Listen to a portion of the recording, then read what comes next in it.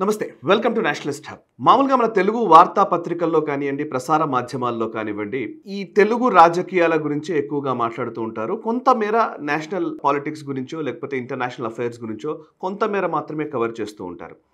కానీ నిజానికి ఈరోజు తెలుగు రాష్ట్రాల్లో వార్తలు పెద్దగా లేవు.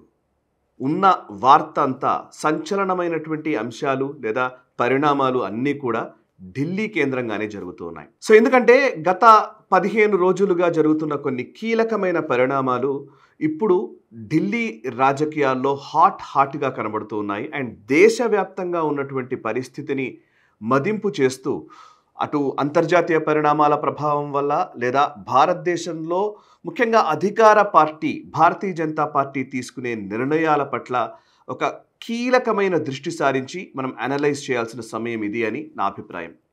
ఎందుకంటే గత 15 రోజులుగా కొన్ని ఈవెంట్స్ నేను చెప్తాను. అందులోని ఈ వారంలో జరిగిన ఈవెంట్స్ ఇంకా ప్రముఖమైనవి. ఒక 15 రోజుల క్రితం ప్రధాని నరేంద్ర మోదీ గారు ప్రధాని స్థాయిలో నాగ్పూర్కి వెళ్ళారు. అక్కడ రాష్ట్రీయ స్వయం సేవక్ సంఘ్కి సంబంధించినటువంటి ఒక ఆసుపత్రిని ప్రారంభించారు. అండ్ ఆర్ఎస్ఎస్కి సంబంధించినటువంటి హెడ్ క్వార్టర్స్కి మోదీ వెళ్ళడం అనేది ఒక చర్చ. ఇంకోవైపు ఈ 15 రోజుల కాలంలోనే అటు భారతీయ జనతా పార్టీ జాతీయ అధ్యక్షుడు ఎవరు అనే అంశానికి సంబంధించి తీవ్రమైన కసరత్తు జరుగుతుంది. అది ఇంకొక అంశం. ఇంకొక అంశం ఏంటంటే అంతర్జాతీయంగా జరుగుతున్నటువంటి పరిణామాలు, అటు తహవూర్ రానా లాంటి ముంబై దాడుల సూత్రధారిని భారతదేశానికి తీసుకురావడము, అండ్ అటు మేహుల్ చౌక్సీని కూడా భారత్కు రప్పించే ప్రయత్నాలు ముమ్మరంగా సాగుతుండడము, ఇంకోవైపు వక్ఫ్ చట్టము ఇప్పుడు అమల్లోకి రావడము, అండ్ అటు వెస్ట్ బెంగాల్లో హింస జరుగుతోంది, అండ్ సుప్రీంకోర్టు ఈ వక్ఫ్ చట్టానికి సంబంధించి కొన్ని వ్యాఖ్యలు చేసింది.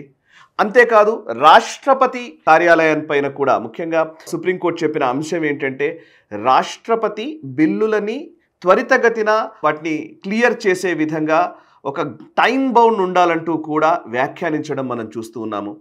అండ్ ఇట్లా ఇవన్నీ లెక్క వేస్తే చాలా కీలకమైన ఒక హాట్ వాతావరణం ఢిల్లీలో ఉంది. ఇదే సందర్భంలో బీజేపీ జాతీయ అధ్యక్షుడి నియామకం కూడా జరగబోతోంది. సో ఈ వారం రోజుల్లో గత 3-4 రోజుల్లో కొన్ని కీలకమైన అంశాలు జరిగాయి. అందులో ఒకటి ఏంటంటే కేబినెట్ సమావేశం ప్రతి వారం ఉండేది, ఈ వారం జరగలేదు. కేబినెట్ సమావేశం రద్దయింది. ఇంకోవైపు ప్రధాని నరేంద్ర మోదీ గారి జమ్మూ పర్యటన లాస్ట్ మూమెంట్లో రద్దు చేసుకున్నారు. సరే, దానికి వాతావరణ కారణాలు అని ఒక అంశం చెబుతూ ఉన్నారు. ఇంకోవైపు ఇది చాలా కీలకమైన అంశము. రాష్ట్రపతి ద్రౌపది ముర్ముతో ప్రధాని నరేంద్ర మోదీ ప్రత్యేకంగా సమావేశమయ్యారు.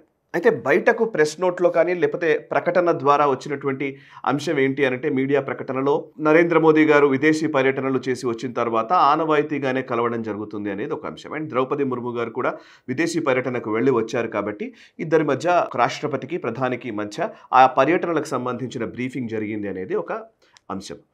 బట్ నిజంగా రాష్ట్రపతిని కేవలం ఒక ఆనవాయితీగా మాత్రమే కలిశారా అనే చర్చ కూడా ఇప్పుడు ఢిల్లీ వర్గాల్లో సీరియస్గా నడుస్తోంది. ఇంకోవైపు భారతీయ జనతా పార్టీ జాతీయ అధ్యక్షుడు అండ్ కేంద్ర మంత్రి అయినటువంటి జేపీ నడ్డా నివాసంలో రక్షణ శాఖ మంత్రి రాజ్నాథ్ సింగ్, హోంశాఖ మంత్రి అమిత్ షా, అదేవిధంగా భారతీయ జనతా పార్టీ జాతీయ ఆర్గనైజింగ్ సెక్రటరీ అయినటువంటి బిఎల్ సంతోష్ గారు వీళ్ళందరూ కూడా సమావేశమయ్యారు.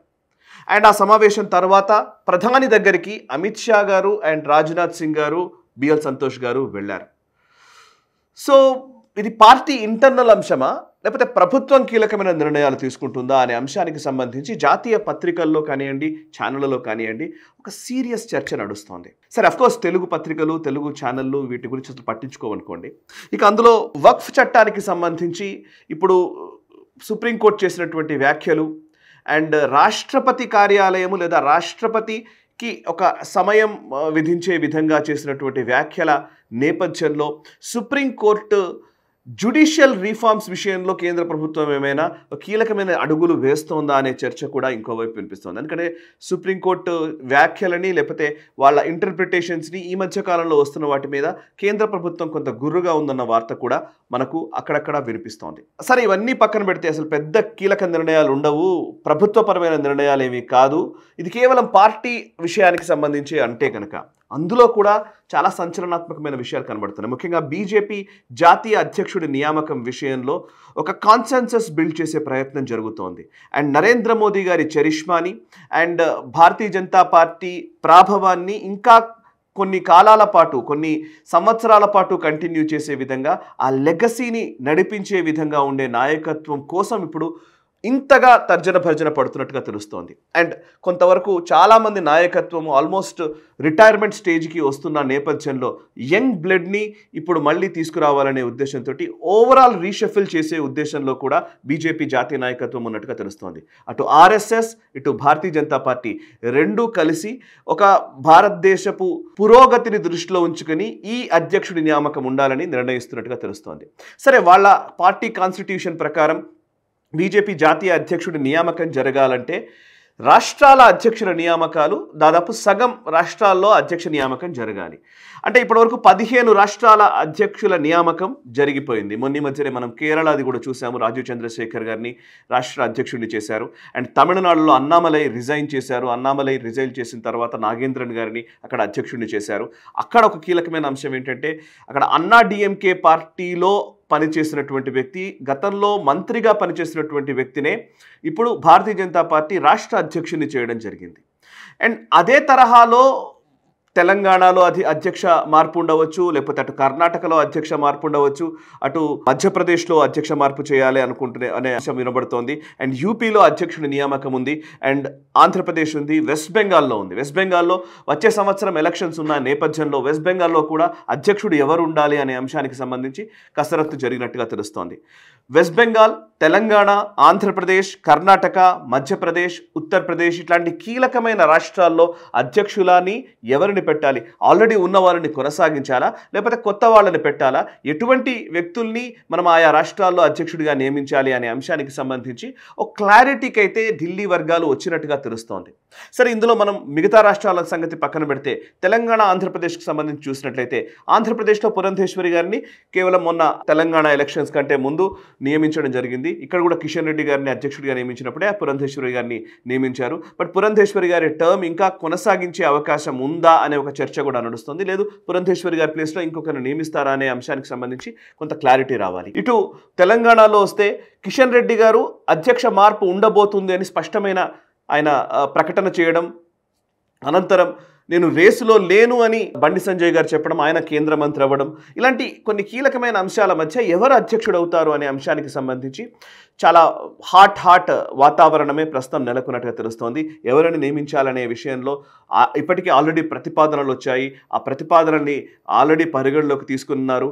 ఆల్రెడీ ఒక నిర్ణయానికి వచ్చారు అన్న ఒక సంకేతాలు కూడా వినిపిస్తున్నాయి. అయితే తెలంగాణలో అధికారంలోకి రావడమే లక్ష్యంగా అధ్యక్ష నియామకం ఉంటుందా, లేక ఎవరైనా ఏదో ఒక బీఆర్ఎస్తో కలిసి వెళ్ళాలన్న ఒక అండర్స్టాండింగ్ ఏమన్నా వస్తుందా, లేక బీఆర్ఎస్ కాంగ్రెస్ కలిస్తే వాళ్ళిద్దరూ కలిసి వెళితే బీజేపీ ఎలా వెళ్ళాలి అనే అంశానికి సంబంధించిన చర్చ కూడా జరిగినట్టుగా ఒక కీలకమైన సమాచారం. సో ఓవరాల్గా నేను ఇప్పుడు ఇవన్నీ చెప్పినవన్నీ కూడా ఏం జరుగుతుంది అని నేనేదో జ్యోతిష్యం చెప్పాలనే ఉద్దేశంతో ఈ వీడియో చేయలేదు. బట్ ఢిల్లీలో ఉన్న పరిణామాలు చాలా సీరియస్ వాతావరణాన్ని సూచిస్తూ ఉన్నాయి. ఈ వారం రోజుల వ్యవధిలో ఏవో ఒక కీలకమైన నిర్ణయాలు వచ్చే అవకాశం కనబడుతోంది. అది ఏమైనా కానీ జాతీయ అధ్యక్షుడి నియామకం విషయంలో మనోహర్ లాల్ ఖట్టర్ పేరు వినిపిస్తోంది, అండ్ ధర్మేంద్ర ప్రధాన్ గారి పేరు వినిపిస్తోంది, భూపేంద్ర యాదవ్ గారి పేరు వినిపిస్తోంది.